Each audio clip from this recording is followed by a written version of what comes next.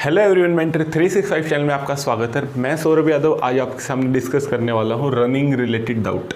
लगभग हम 16 घंटे क्योंकि मैं खुद अपना फिजिकल देने गया था, 16 घंटे में मैदान के ऊपर रहा। टेक्निकल एरर्स की वजह से हमें रात को, टेक्निकल एरर नहीं कह सकते, टेक्निकल इशू की वजह से रात को हमें 9 बजे फ्री किया गया। हमने लगभग, क्योंकि मेरा 10वां बैच था, 10 के 10 बैच की रेस देखी, फिर दूसरे ग्राउंड में जो रेसेस चल रही थी उनको देखा और कंप्लीट एनालिसिस लेके आया हूँ कि क्या क्या, क्योंकि मैं खुद नोट करता जा रहा था कि हर वीडियो मैंने बनाई है बैचेस की रनिंग की, वो भी मैं जल्दी डालूंगा। और एक एक बैच की रनिंग की वीडियो बनाई है, कैसे हाईएस्ट कितने में मारी, किसने क्या मारी, और कंप्लीट मैंने एक एक डाउट आपका लिखा हुआ है। तो आज हम डिस्कस कर लेते हैं कि रनिंग में आपको क्या क्या चीज़ें हैं। दूसरी बात, मेरा मकसद रहता है कि मैं वीडियो के स्टार्टिंग में आपको बता दूं कि वीडियो में क्या कंटेंट है, क्योंकि हो सकता है कोई बच्चा वीडियो में सिर्फ एक क्वेश्चन के लिए आया, उसको सिर्फ ये पूछना हो कि क्वालिफाइड कितने स्टूडेंट हैं, या सिर्फ उसको क्लॉकवाइज या एंटी क्लॉकवाइज पूछना हो। तो अगर आपका कोई एक डाउट है और आप वीडियो पूरी देखते हैं और आपको वो डाउट नहीं मिलता, तो कहीं ना कहीं बच्चे को निराशा होती है, उसका टाइम वेस्ट लगता है। तो इसलिए मैं कोशिश करता हूँ कि वीडियो के स्टार्टिंग में आपको बता दूँ कि वीडियो में क्या क्या रहने वाला है। तो हम वीडियो स्टार्ट करेंगे। सबसे पहले मैं आपको बताऊंगा कि क्या है क्लॉकवाइज, एंटी क्लॉकवाइज का क्या सीन है, इतनी सारी वीडियोस हैं इसके ऊपर, क्या मतलब है, रनिंग टाइम क्या डिफरेंस आ रहा है बच्चों का, ग्राउंड में होम में क्या सीन है, मेरे रनिंग टाइम में क्या डिफरेंस था, और सारे एक्सपीरियंसेस, परसेंटेज क्वालिफाइड कितने बच्चे हैं, चिप रिलेटेड सारे डाउट, रनिंग करने का सही तरीका, क्योंकि कुछ बच्चों के मन में होता है कि मैं पहले 2-3 चक्कर में शूट मारूं या मैं लास्ट में शूट मारूं, कैसे क्या मैनेज करना है, वो चीज़ मैं आपको बहुत अच्छे से बताऊंगा। ट्रैक लेंथ क्या है, कुछ वीडियोस देखिए 410 मीटर ट्रैक है, ऐसा कुछ है, बिल्कुल आपको मैं बताऊंगा। एवरेज टाइम क्या है, टेलीग्राम एक ग्रुप से रिलेटेड कुछ बात है वो करूंगा, और रेस मारने जाऊं या नहीं, सबसे बड़ी बात ये है। तो सबसे पहले बात कर लेते हैं रेस मारने जाऊं या नहीं। चलो इससे पहले मैं एक बात बता देता हूं, मैंने, क्योंकि काफ़ी सारी आपकी क्वेरीज पेंडिंग थी 5-10 हज़ार के अराउंड, तो मैंने टेलीग्राम ग्रुप बनाया है, डिस्कशन ग्रुप। हमारा टेलीग्राम चैनल ऑलरेडी है मेंटर 365 से, उसमें आपको सारी ऑफिशियल अपडेट्स मिल जाएंगी, जैसे ऑफिशियल जो डॉक्यूमेंट्स की लिस्ट है, वो सारी चीज़ें ऑफिशियली जो उन्होंने हमें दी थी वो मैंने फोटो डाल दी है वहाँ पर। लेकिन टेलीग्राम ग्रुप है, डिस्कशन ग्रुप है, जो बच्चे फिजिकल देने जा रहे हैं, वीडियो देख रहे हैं, वो प्लीज़ फिजिकल अभी इस ग्रुप को ज्वाइन कर लो। फिजिकल देख के आने के बाद प्लीज़ बच्चों की क्वेरीज को आपको सोल्व करना है, क्योंकि हम आपकी क्वेरीज सोल्व कर रहे हैं तो आपको बच्चों की क्वेरीज को बताना है। और दूसरी बात, सबका फिजिकल का एक्सपीरियंस अपना अलग अलग है। मेरा जो एक्सपीरियंस है मैं उस आधार पर बता रहा हूँ, हो सकता है किसी का अपना एक्सपीरियंस हो, क्योंकि बिल्कुल फिक्स पैटर्न तो है नहीं, क्योंकि वहाँ भी इंसान बैठे हैं, रोबोट्स के द्वारा तो है नहीं सारा सिस्टम ना, तो इसलिए हो सकता है कि सबका अपना एक्सपीरियंस अलग हो। तो अपना टेलीग्राम ग्रुप है दिल्ली पुलिस कांस्टेबल 2021 के नाम से, आप उसको ज्वाइन करो और बच्चे की क्वेरीज को सोल्व करो। अगर आपको कोई डाउट है तो भी आप बताएं। दूसरा है, ये ग्रुप आपको लास्ट तक हेल्प करने वाला है, मेडिकल के टाइम तक हमेशा आपको ये ग्रुप हेल्प करेगा, तो आपको जरूर इससे हेल्प मिलेंगी, ठीक है। अब बात कर लेते हैं आपके रेस मारने जाऊँ या नहीं। बहुत सारे बच्चों के, सर मेरा क्या कहते हैं, लाइसेंस नहीं है, मैं रेस मारने जाऊं या नहीं, सर मेरे को और कोई दिक्कत है, मैं रेस मारने जाऊं या नहीं। भाई सुनो मेरी बात, सबसे बड़ी लाइफ में क्या होता है, एक्सपीरियंस ही तो होता है। हम धीरे धीरे ज़िंदगी में सीखते जा रहे हैं और आगे बढ़ते जा रहे हैं। आपको ट्रेनिंग का, फिजिकल का एक्सपीरियंस इतना अच्छा होता है कि आप सोच भी नहीं सकते। एटलीस्ट आप जाओगे, 70% बच्चे फिजिकल की रनिंग में निकल जाते हैं, तो जो बच्चे वीडियो देख रहे हैं उसमें से 70% तो वहाँ पे, तो आप एटलीस्ट देने तो जाओ। इवन आपको पता है कि मेरी रनिंग नहीं है, 7 मिनट आ रही, फिर भी आप जाओ, उस माहौल को एब्जॉर्व करना, उस नर्वसनेस को एब्जॉर्व करना सीखोगे। वहाँ पे जो नर्वसनेस आती है उसको आप कंट्रोल करना सीखोगे। अगली बार आप जाओगे तो बिल्कुल खुल के जाओगे कि क्या है, कोई दिक्कत नहीं है। और दूसरा, लॉन्ग जंप, हाई जंप, कोई भी आपको दिक्कत है तो भी आप जाएं। डीवी में डॉक्यूमेंट में लगभग कोई सिंगल कैंडिडेट भी हमें नहीं मिला है जो बाहर किया गया हो, बहुत ईजी डीवी चल रहे हैं, कोई दिक्कत नहीं है। तो अपने EWS OBC लाइसेंस वगैरह मैं अलग वीडियो बना दूंगा, लेकिन फिर भी जाएं। और दूसरा, लाइसेंस के लिए अभी मुझे कोई अपडेट मिली है कि शायद ओनली बाइक वाला भी लाइसेंस चल रहा है, ठीक है। तो प्लीज़ आप एक बार देखना उस वीडियो में जाके। अब बात कर लेते हैं ट्रैक लेंथ की। तो कुछ वीडियोस मैंने देखी, 405 मीटर का ट्रैक है, 410 का। भाई देखो मेरे हिसाब से, क्योंकि मैंने 2014 से लेकर 2017 तक काफ़ी रनिंग करी है, काफ़ी गेम्स खेले, मुझे ट्रैक लंबा नहीं लगा। मेरी अपनी स्टॉप वॉच के हिसाब से चल रहा था, तो मुझे ट्रैक लंबा नहीं लगा। एवरेज टाइम क्या आ रहा है, तो बैच का मैं आपको बता दूं कि एवरेज टाइम लगभग आप मान के चलो कि जो बच्चा टॉपर है वो लगभग 5:35 के आसपास का है। ऐसा कुछ नहीं है कि 5 हो सकता है किसी बैच में हो, लेकिन एवरेज टॉपर 5:30 या 5:35 का था। और जो लास्ट कैंडिडेट है 6 मिनट तक आ रहे थे लगभग। जो कैंडिडेट स्टार्टिंग से 2 चक्कर उठा दिए वो कैंडिडेट लास्ट में हो रहे थे। लगभग हमने यही देखा, 10 के 10 में सेम ट्रेंड था। अब बात कर लेते हैं क्लॉकवाइज। भाई क्लॉकवाइज और एंटी क्लॉकवाइज का कोई मुद्दा नहीं है, 6 मिनट की रेस है। जैसे ही आपका हुटर बजेगा आप क्रॉस करोगे चिप को, तुरंत अपनी रेस उठा दो स्टार्टिंग से, आपको याद ही नहीं आएगा। भाई अगर आप सोचो, आप दिमाग में टेंशन, देखो कुछ चीज़ें होती है जो हमारे हाथ में नहीं होती, उन चीज़ों पे आपको टेंशन नहीं लेनी होती कभी भी लाइफ लॉन्ग। अगर कुछ भी मिस हैपनिंग हो जाती है, कुछ भी होता है, हमारा EWS तैयार नहीं है नहीं है, देखो इन चीज़ों पे हमें पहले एक्ट करना होता है। अगर इस टाइम हम कुछ नहीं कर सकते तो कुछ नहीं कर सकते, रिलैक्स रहो, मस्त रहो, बिंदास रहो, कोई दिक्कत नहीं। तो क्लॉकवाइज झाड़ोदा के ग्राउंड में क्लॉकवाइज भगा रहे थे, एक ग्राउंड में, एक में एंटी क्लॉकवाइज था, ग्राउंड नंबर 5 में एंटी क्लॉकवाइज था, ग्राउंड नंबर 6 में क्लॉकवाइज था। वजीराबाद में भी कह रहे हैं कि एंटी क्लॉकवाइज ही था शायद, ठीक है। तो कोई दिक्कत नहीं है। कोई कह रहा है कि 2-4 सेकंड का फर्क पड़ जाएगा, बिल्कुल भी नहीं पड़ेगा, आपको भागते वक्त पता भी नहीं चलेगा। दूसरा, क्या ये चेंज हो सकता है? नहीं हो सकता है। क्यों? क्योंकि कैमरे सेट करे हुए हैं आपके मुंह के ऊपर, ऐसे कैमरे सेट हैं, आप रनिंग करते हो, तब सारे कैमरों को वापस से चेंज करना पॉसिबल नहीं है। कैमरामैन्स की हो सकता है गलती, उन्हें पता ना हो, उन्होंने जैसे कैमरे लगा दिए वो लग चुके हैं, कोई दिक्कत नहीं है, ठीक है। अब बात कर लेते हैं रनिंग टाइम में क्या डिफरेंस आ रहा है ग्राउंड और होम में। तो भाई मेरा रनिंग टाइम घर पे आ रहा था 5:40, 5:35, 5:40, वहाँ पे मेरा 5:57 आया। लेकिन क्यों, मैं रीज़न बता देता हूँ। मेरे को 24 तारीख को कोवैक्सीन की सेकेंड डोज लगी थी, क्योंकि वो शेड्यूल थी तो लगवानी थी, ऑब्वियस सी बात है। और सेकेंड डोज लगने के बाद लगभग 2 से 3 दिन में फीवर रहा। 27 को, आपको 26-27 के आसपास आपको पता है बारिश भी आ रही थी, तो मैं रनिंग की कोई प्रैक्टिस नहीं कर पाया, थोड़ा बहुत थकान भी थी बॉडी में। लास्ट बैच था, दिन के 1 बजे था, उस वजह से मेरा 5:57 आया। लेकिन मेरे पास स्टॉप वॉच थी तो मैं उस हिसाब से अपनी, मेरे को पता था कि मेरे को पहला चक्कर 1:20 का निकालना है, दूसरा चक्कर 1:30, तीसरा चक्कर मेरे को खींचना था, मेरे को पता है 1:30, 1:35 का, एंड लास्ट चक्कर आपको पता है कि मैंने सोच रखा था कि स्टॉप वॉच के हिसाब से मैं कवर कर लूँगा। तो मेरी तैयारी पूरी थी, मुझे पता था कि मुझे कैसे मेरे चक्कर करने हैं। मैंने दूसरे बंदे किसी को नहीं देखा, मैंने स्टार्टिंग से, जैसे ही हुटर बजा मैंने अपनी रेस पिक कर दी, स्टार्टिंग से ही मैं दूसरे तीसरे नंबर पे था। फिर जैसे रेस गई सेकेंड राउंड में मैं चौथे 5वें नंबर पर आ गया, बाकी मैं अपना टाइम देखता चल रहा था। जैसे थर्ड राउंड कवर हुआ मैं 7वें नंबर के 8वें नंबर पे था। फोर्थ राउंडिंग के स्टार्टिंग के 100 मीटर में मैं लगभग 11वें 12वें नंबर पे चला गया था, लेकिन मैंने देखा टाइम थोड़ा अभी कम बचा हुआ है, तो मैंने अपनी रेस ली और मैं 10वें नंबर पे मैंने फिनिश किया 5:57 पे, ठीक है। तो आप ऐसा कुछ मैनेज कर सकते हैं, ठीक है। अब होम और ग्राउंड में डिफरेंस आ रहा था, भाई मेरे हिसाब से नहीं आ रहा था, नर्वसनेस की वजह से हो सकता है, लेकिन कुछ बच्चों ने एक्सीलेंट भी मारा है। मैंने विपिन की वीडियो डाली थी, विपिन ने, उसका ग्राउंड पे टाइम आता था 6 के आसपास और उसने वहाँ 5:45 में मारी, ऐसा भी है। क्योंकि एक बार आप अगर माइंड से ठान लोगे ना पॉजिटिव होकर, दूसरा जिन बच्चों की 5:40 से कम आ रही है, निश्चिंत, इवन 5:50 के आसपास भी आ रही है ना, निश्चिंत हो जाओ, आपकी रेस को लगने से कोई नहीं रोक सकता। आप अपने आप खींच दोगे, अपना टाइम देखते रहो, कदमों को धीरे मत होने देना। लास्ट में हम डिस्कस करेंगे रनिंग मारने का क्या तरीका है, क्या दिक्कतें आती हैं, क्या कॉमन गलतियाँ बच्चे करते हैं। चिप रिलेटेड डाउट, भाई चिप में कोई दिक्कत नहीं है, स्टॉप वॉच से मैंने मैच किया था, मेरा 5:58 के अराउंड था, तो लेकिन उसमें स्टॉप वॉच में, चिप में मेरा 5:57 ही आया, कोई दिक्कत नहीं।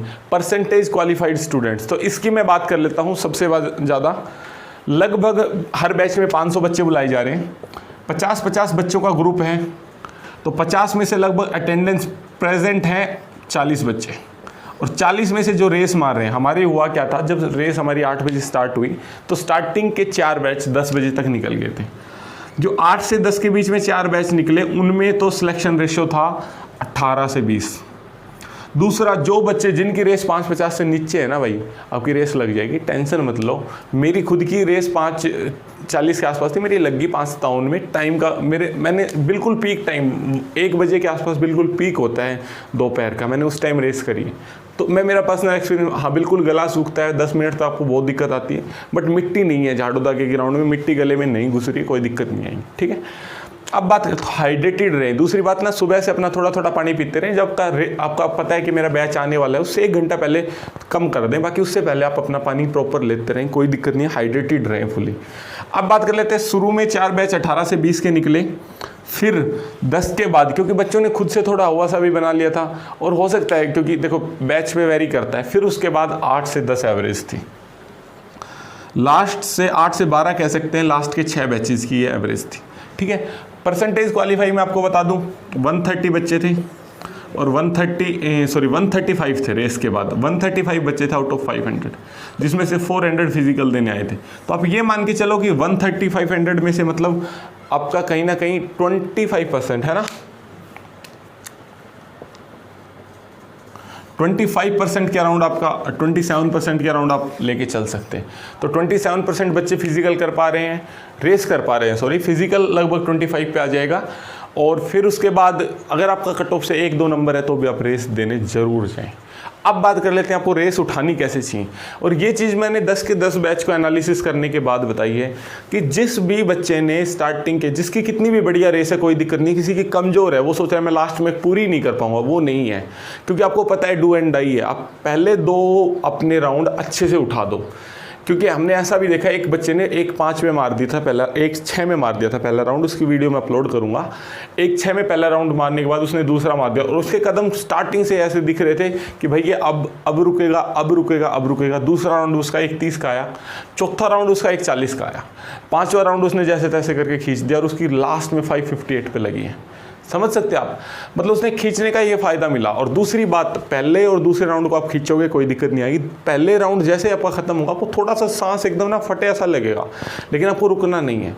दूसरा राउंड आपका चला जाएगा। तीसरा राउंड में, सिर्फ तीसरे राउंड में माइंड की जद्दोजहद है, आपको अपने कदम खोल देने हैं पूरे। और तीसरे राउंड में आपको बस अपने कदम फेंकते रहना है, चलते रहना है, चलते रहना है, चलते रहना है।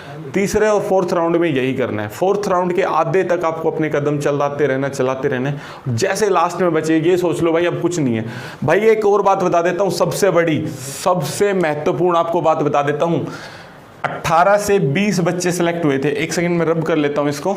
बहुत इंपॉर्टेंट चीज़ मैं आपको, बहुत इंपॉर्टेंट एनालिसिस बताने जा रहा हूँ। आप वीडियोज़ में डालूंगा तो आप देखोगे रनिंग की वीडियोज़ में कि कैसे बच्चे, लगभग सारे बच्चे कहाँ रहते रहे। जैसे सारे बच्चे कट ऑफ के आसपास रह जाते हैं ना, ऐसे ही सारे बच्चे 6 से लेके और 6-10 के बीच में रह रहे थे, लगभग 10 बच्चे, 10 से 12 बच्चे। क्यों?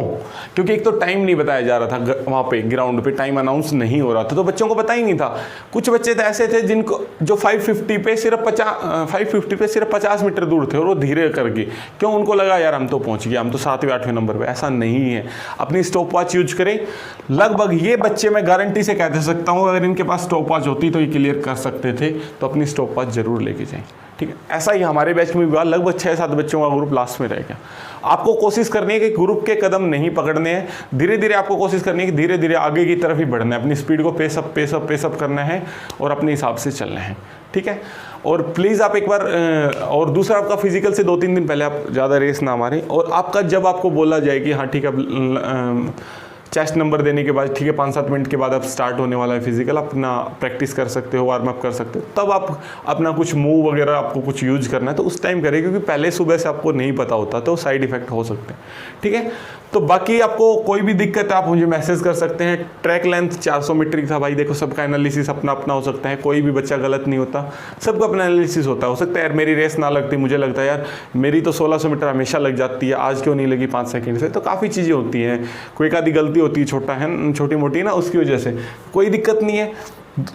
दूसरी, क्योंकि आपके लिए वीडियो लेके आए हैं बच्चे ट्रैक लेंथ की, तो आपको ही तो डाटा देना चाह रहे हैं, ऐसा तो कुछ है नहीं, वो आपकी तो मदद करना चाह रहे हैं। बिल्कुल भी हताश निराश नेगेटिविटी माइंड में नहीं लेके आनी है। जिस बच्चे की घर पे 5:50 आ रही है वो वहाँ पे 5:45 जरूर मारेगा, अपनी खींच के रखना रेस को, समझ में आई। पैर भरेंगे, भरने देना, कोई दिक्कत यार, करना ही क्या है फिजिकल, कभी भी फिर अपना लॉन्ग आई कितनी भी देर बाद मारना, कोई दिक्कत नहीं है। फिजिकल अपना खींच के ले लेना एक बार, कहीं दिक्कत आने वाली नहीं है। बाद में सिर्फ हर बैच में से 1 या 2 बच्चे निकले और बाकी चीज़ों में खींच के अपना बढ़िया मार दो। ऐसा भी बच्चा था जिसका घर पे 6-5-6-7 का टाइम आता था और मेरे साथ ही भाग रहा था, राहुल नाम का लड़का था यूपी से। उसका फिजिकल मैं आपको कंप्लीट उसकी बता देता हूँ, उसका 6-5 का टाइम था, उसकी वीडियो बनाई भी हुई है मैंने। उसका फिजिकल का और लॉन्ग हाई जंप का मेरे पास वीडियो नहीं है। फिजिकल भी उसका 14 से कम आता था और उसका सेकंड अटैम्प्ट में 14 लग गया फट्टे के ऊपर, उसका प्रॉपर बिल्कुल मार्जिन पे पैर आया और बिल्कुल सही उसका फिजिकल लॉन्ग जंप लग गया। हाई में उसका इतना इत्तेफाक मैंने नहीं देखा, मेरे से पहले पे था, मेरे से आगे था मेरे नंबर उसका। तो हाई जंप जब उसने मारा तो हाई जंप मारने के बाद जो रोड होती है वो पहले हवा में गई और फिर वापस आके वहीं रुकी और गिरी नहीं। मतलब इत्तेफाक आप देख सकते हैं, अगर रोड नहीं गिरेगी तो आपको कोई दिक्कत नहीं, ठीक है। तो रेस के बाद ये हुआ। और दूसरा हाई जंप लॉन्ग जंप में कैसे काउंट कर रहे हैं, नंबर ऑफ अटेम्प्ट्स, वो भी मैं वीडियो डालूंगा। कोविड रिलेटेड सारी चीज़ों की मैंने वीडियो बना दी, तो आप जाके देख सकते हैं। टेलीग्राम ग्रुप आप ज़रूर ज्वाइन करना, डिस्कशन वाला, बच्चों की हेल्प करना। आपकी भी आगे फिजिकल मेडिकल के टाइम में आपकी हेल्प होगी और प्रोसेस में आपकी हेल्प होगी, ठीक है। अब बात कर लेते हैं रनिंग करने का सही तरीका। तो सही तरीका मैंने बता दिया आपको स्टार्टिंग से आपको थोड़ा पेस करके चलना है, कोई दिक्कत नहीं, हल्का फुल्का वार्म अप जरूर करना, क्योंकि स्ट्रेन आ जाता है। आपने कभी भी देखा होगा कि एकदम से जब हम बूस्ट करते हैं तो स्ट्रेन आता है, तो इससे अच्छा 2-4 मिनट का थोड़ा वार्म अप कर लेना। और एक और बता दूं आपको अगर स्लो चलना है तो आपको दिक्कत आएगी। या तो स्टार्टिंग में पेस करते तो अपनी पेस रखो, क्योंकि अगर आप स्टार्टिंग में पेस करने के बाद धीरे होगे तो लोग लगातार आपको क्रॉस करेंगे और गलती से कहीं किसी बच्चे का पैर वगैरह लग गया तो आप गिर सकते हैं, ठीक है। और गिर भी गए तो दोबारा उठो, रेस को उठा दो, रुकना नहीं है आपको, ठीक है। परसेंटेज क्वालिफाई की हम बात कर चुके हैं, क्लॉकवाइज लगभग मैंने आपके सारे डाउट्स दे दिए हैं। और भी अगर आपका कोई डाउट है तो प्लीज़ आप मुझे टेलीग्राम मैसेज कर सकते हैं, इंस्टा मैसेज कर सकते हैं, व्हाट्सएप पे आप मुझे मैसेज कर सकते हैं। जिन बच्चों का 2-3 दिन बाद ही फिजिकल है वो कोशिश करें कि व्हाट्सएप पे मुझे मैसेज कर दें। मैसेज करने के पहले एक बार अपना नाम और एड्रेस जरूर मैसेज करें, ताकि फर्दर रेफरेंस के लिए, क्योंकि यार दिमाग में एक इमेज सी बन जाती है, थोड़ा नाम सा रहता है, तो नहीं तो बाद में याद नहीं रहता। इतने बच्चे हैं, अगर आप मेरे से पूछोगे कुछ 2 मिनट बाद आप दोबारा पूछोगे तो मैं कुछ और बताऊँगा। इन द सेंस कि जैसे आपने मेरे से पूछा कि सर फिजिकल के लिए जाऊं या नहीं जाऊं, मैंने आपको बताया। फिर आप मेरे से कोई और क्वेश्चन पूछ रहे हो, क्योंकि एक बंदे के डाउट्स होते हैं वो एक ही पॉइंट ऑफ व्यू से होते हैं, एक ही एंगल ऑफ व्यू से होते हैं। अलग अलग बंदों के अलग अलग पॉइंट ऑफ व्यू से डाउट होते हैं। तो कोशिश करें कि आप अपना नाम और वो बताएं, चीज़ें आपको लगभग अच्छे से अच्छे हम डिलीवर करने की कोशिश कर रहे हैं। डेडिकेशन से हम आपके लिए लगे हुए हैं। हमारे एक ही मकसद है कि बच्चों को परेशानी नहीं आने देनी है। कॉम्पिटिटिव एग्जाम्स की तैयारी कैसे करें उसकी भी मैंने काफ़ी अच्छी वीडियो बना सकी हैं, तो आप जाके देख सकते हैं। और दूसरा हमारा मेन मकसद ही चैनल का ये है कि कॉम्पिटिटिव एग्जाम्स की तैयारी में बच्चों का जो हवा बन जाता है, जो गलतियाँ करते हैं वो कॉमन गलतियाँ ना करें, ठीक है। जुड़े रहे मेंटर 365 के साथ। थैंक यू बच्चों।